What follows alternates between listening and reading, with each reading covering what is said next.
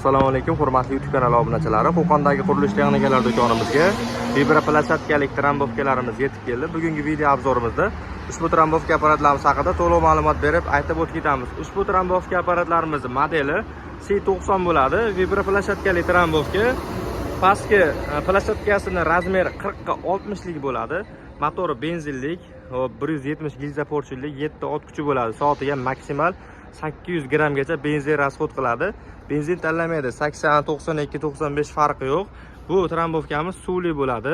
Bitta o'zini 7 litr, taxminan 7-8 litrli baki bo'ladi.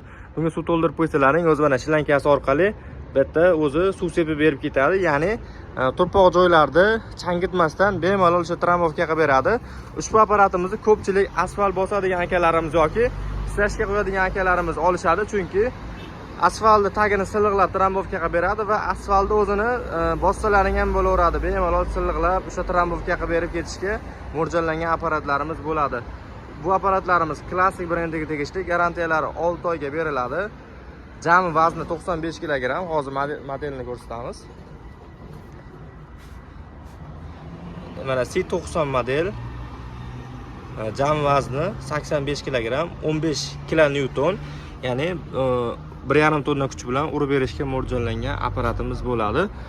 O'zini balonlari bor.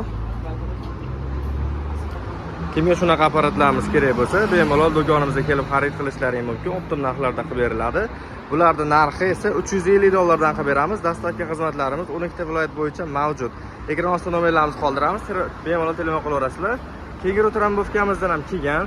Bu kenguru trambovkamiz asosan betonlarning o'rnini trambovka qilib berish uchun bu sakrab trambovka qiladi. Benzinli bu narxi $400 dan qilib beramiz. Kimga shunaqa trambovka apparatlarimiz kerak bo'lsa, bemalol telefon qilaverasizlar. Optim narxlarda qilib beramiz. Video yoqqan bo'lsa, bittadan like bosib qo'yaverasizlar. E'tiborlaringiz uchun kattakon rahmat.